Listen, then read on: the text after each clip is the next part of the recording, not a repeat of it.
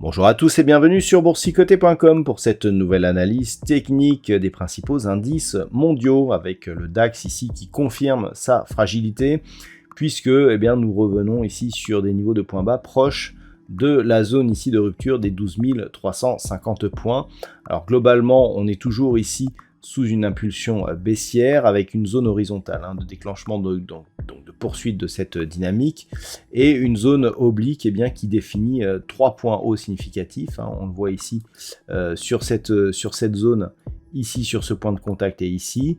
Lors du précédent rebond technique, on est resté à distance ici de cette zone, donc on est toujours sur une évolution inférieure.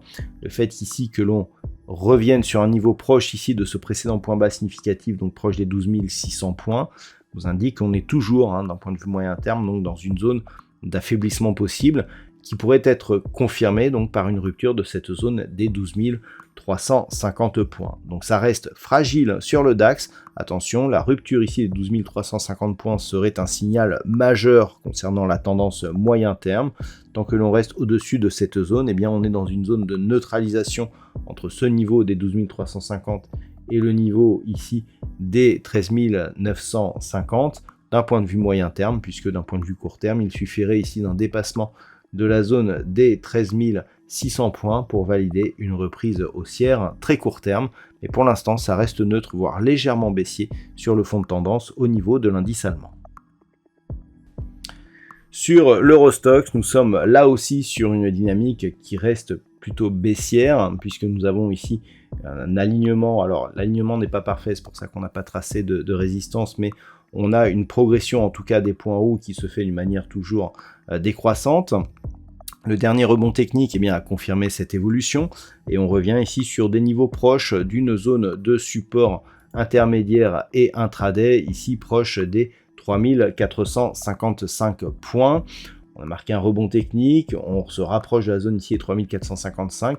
Attention, un retour ici sur cette zone majeure des 3387 points est tout à fait possible. Une rupture de cette zone nous donnerait un signal de retournement puisque on aurait donc une cassure de support majeur, puisque depuis ici que ce niveau avait été franchi durant la fin de l'année 2020, il a toujours été validé en tant que support, et donc une rupture de ce niveau viendrait changer cette donne moyen-long terme. Donc pour l'instant, on est dans une zone de neutralisation court terme, mais en cas de rupture ici des 3387 points, le signal serait d'importance. On pourrait repasser éventuellement à la hausse en cas de rupture pérenne et haussière de la zone des 3800 points. Concernant les indices américains, en repositionnant un petit peu les zones majeures, on se rend compte que le niveau ici des 3915 points sur le S&P 500 a été cassé donc en cette fin de semaine, surtout sur inscription ici d'un gap baissier, et que l'on est en train ici de changer de paradigme. Pour l'instant, on était sur un retournement de tendance, puisqu'avec ici cette impulsion, on avait cassé donc avec ce point haut la précédente zone de point haut significative.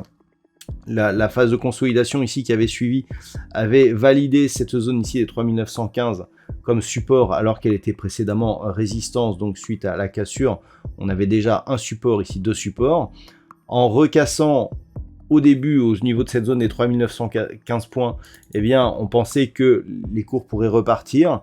Mais avec la séance du jour, on confirme ici la cassure de cette zone de support qui avait déjà été entamée hier. Et donc, on valide un possible retournement de tendance.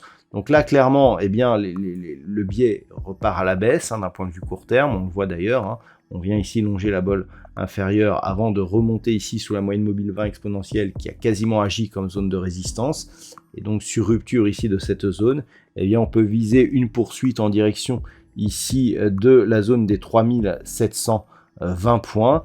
On a ici une zone de points bas proche des 3600 40 points. Sur rupture de cette zone, eh bien, on pourrait revenir sur la zone ici des 3550.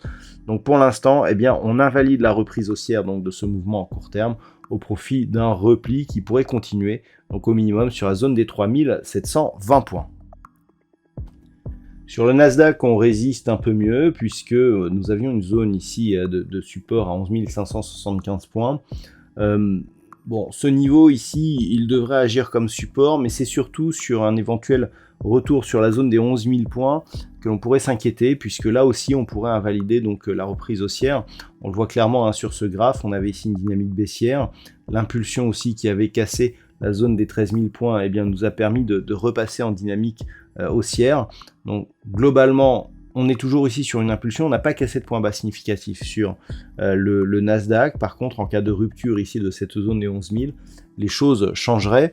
Donc pour l'instant, d'un point de vue moyen terme, on pourrait presque parler de neutralisation de la dynamique, hein, puisque tant qu'il n'y a pas cassure ici du point bas, eh bien on est potentiellement sur un retournement. D'un point de vue moyen terme, on se place toujours ici dans une dynamique plutôt baissière. Mais globalement, tant que l'on reste ici entre ces deux niveaux, à savoir 11 575 et 13 000 points, eh bien, on peut parier sur une dynamique qui va se neutraliser sur l'indice des technos américaines. Et puis enfin sur l'indice japonais, eh bien, on valide hein, la sortie ici que je vous avais signalé de cette zone de dynamique baissière, puisque suite justement à la cassure de cette résistance, eh bien, on a validé un gap de rupture ici. Et surtout, eh bien, depuis, on reste au-delà de cette zone ici des 27 385 points. Donc, même si on se rapproche de celle-ci, il n'y a pas pour l'instant de velléité baissière assez forte pour venir eh bien, tester cette zone. Alors, on verra dès l'ouverture donc de lundi. Si ce niveau est préservé, eh bien, on pourra continuer à rebondir au-dessus. Par contre, si cette zone venait à casser, là, attention, eh bien, on pourrait revenir donc sur des anciennes zones de cotation avec ce niveau de support ici à 27 785 points. Donc pour l'instant, on est au-dessus, donc on regardera plutôt vers le haut. Hein. On voit bien ici sur cette vue, on est ici en tendance baissière. Là, on s'était neutralisé au-dessus de la zone des 25 785 points, pardon. Et là, on a vraiment donné une impulsion. Tant que cette zone ici reste support, on peut continuer à viser vers le haut. Par contre, en cas de rupture, clairement, eh bien, il y aura neutralisation de l'ensemble de la dynamique sur le Nikkei. Voilà donc ce que l'on peut dire sur l'analyse technique de ces principaux actifs de marché pour cette semaine. Je vous souhaite de passer un très bon week-end. On se retrouve dès la semaine prochaine pour de nouvelles analyses techniques, toujours sur le site boursicoté.com.